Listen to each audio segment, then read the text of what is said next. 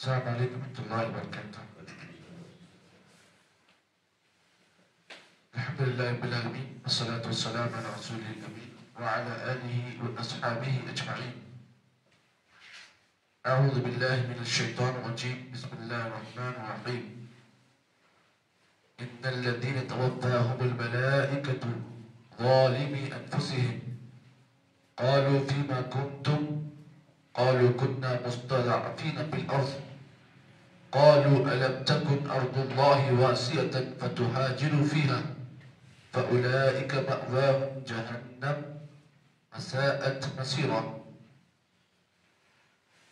محترم بھائیوں اور بزرگوں، آپ حضرات کے سامنے درس قرآن کی مناسبت سے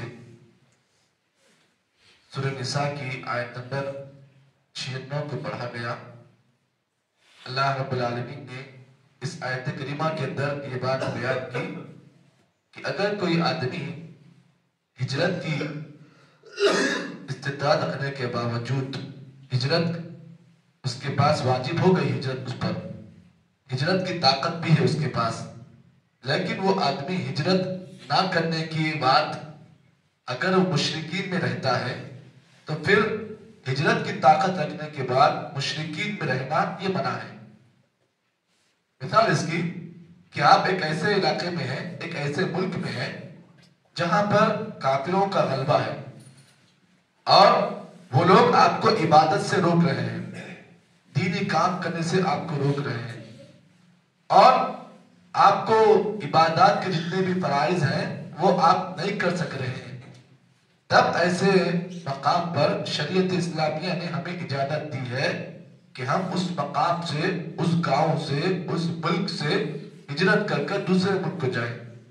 یہ شریعت کی اجازت ہے.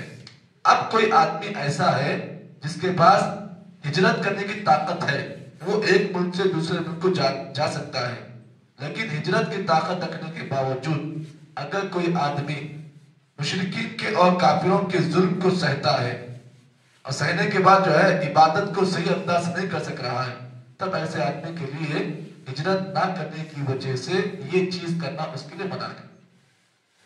ٹھیک ہے، اللہ تعالیٰ اس آیت میں یہی بات بتانا چاہ رہا ہے. اللہ نے فرمایا ان الذین توفاہم الملائکہ، بے شک وہ لوگ جب فرشتے ایسے لوگوں کی جان کو نکالتے ہیں، ان الذین، بے شک جو لوگ توفاہم الملائکہ، جب فرشتے ایسے لوگوں کی جان کو نکالتے ہیں. کون لوگ؟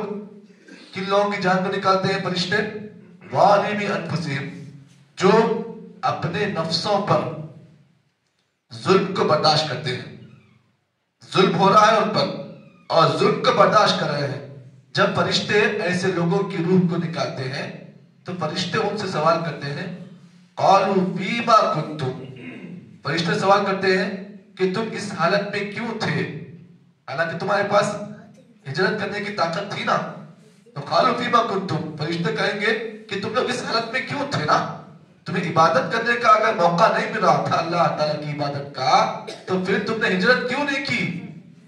تمہارے پاس ہجرت کرنے کا طاقت تھی نا، استطاعت تھی نا، لیکن پھر بھی تم نے کیوں ہجرت نہیں کی.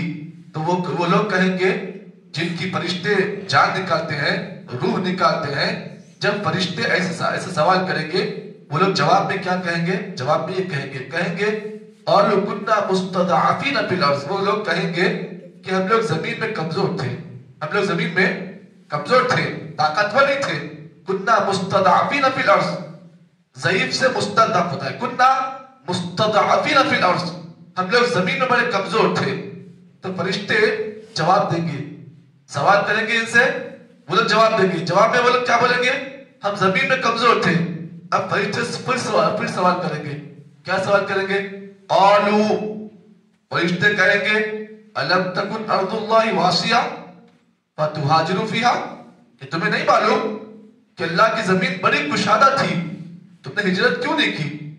ہاں، تم کو نہیں معلوم ہے اللہ کی زمین بڑی کشادہ ہے نا، تم نے زمین میں ہجرت کیوں نہیں کی؟ اللہ تعالیٰ ایسے لوگوں کا انجام بیان کر رہا ہے. فرما رہا اللہ تعالیٰ فَأُولَئِكَ مَأْوَاهُمْ جَهَنَّمْ، ایسے لوگوں کا ٹھکانہ جہنم ہے. وَسَأَتْ مَصِيرًا، اور جہنم بہت ہی برا ٹھکانہ ہے. قرآن مجید کی اس آیت میں اللہ تعالیٰ نے فرشتوں کے مکالمے کو اور ان لوگوں کے جن کی روح کو فرشتے نکالتے ہیں، اور وہ لوگ کون سے ہیں؟ ظالمی انفسہم، اپنے نفسوں پر وہ لوگ ظلم کو سہ رہے ہیں، ظلم نہیں کر رہے ہیں بلکہ ظلم سہ رہے ہیں۔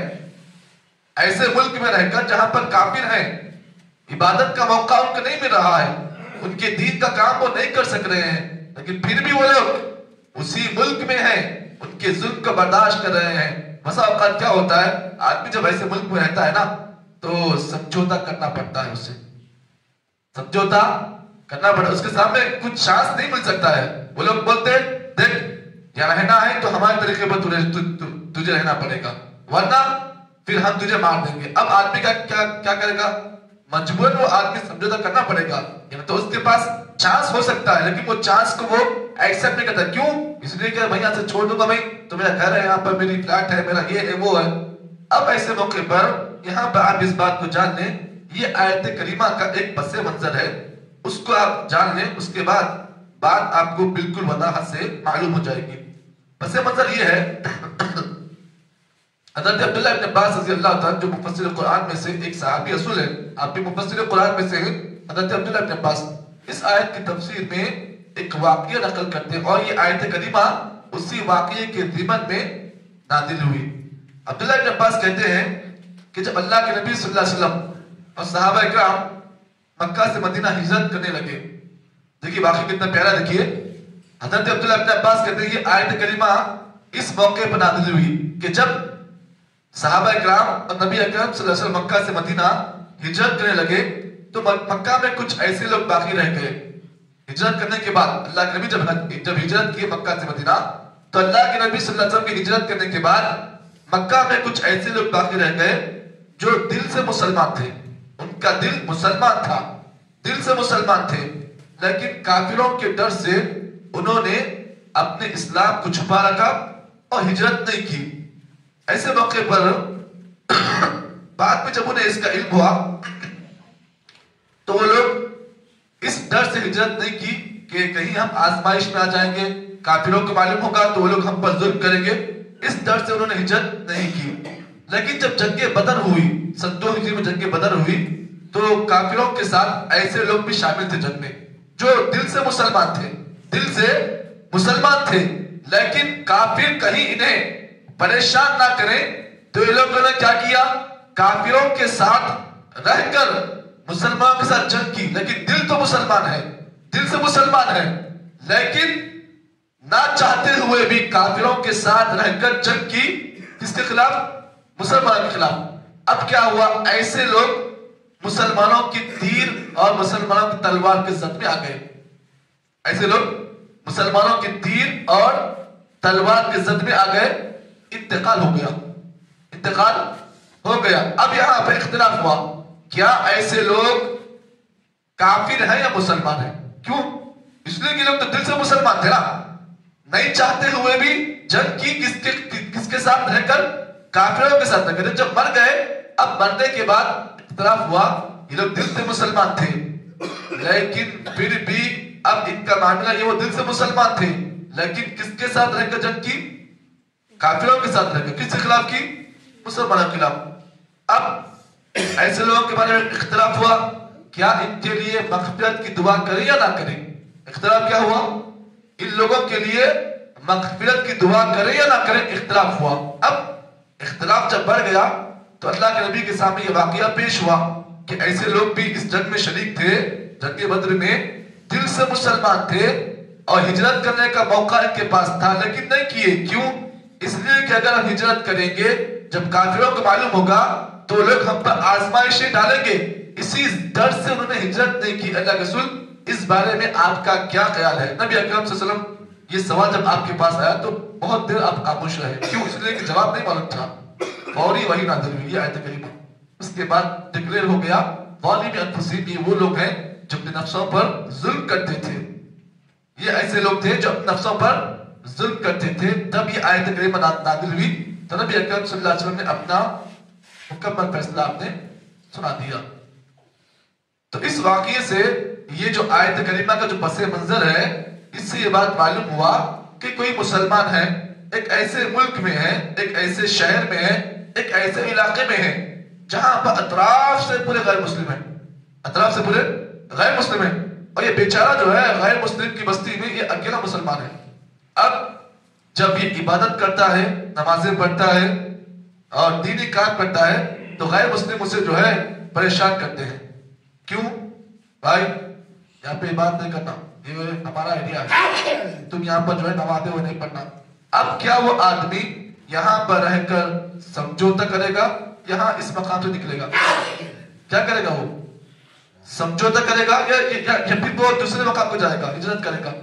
تو ایسے موقع پر مفسرین نے اور محدثین نے یہ بات بیان کیا کہ اس آدمی کو چاہیے، اگر اس علاقے میں یا اس ملک میں یا اس شہر میں اس آدمی کو عبادت سے روکا جا رہا ہے، دین سے روکا جا رہا ہے اور اس کی شریعت کے اندر مداخلت کی جا رہی ہے، تو اس آدمی کے لیے بہتر یہ ہے کہ وہ آدمی اس ملک کو، اس مقام کو چھوڑ کر دوسرے مقام کو جائے جہاں پر اس کے دین کی، اس کے ایمان کی اور اس کے عبادات کی حفاظت ہو سکے۔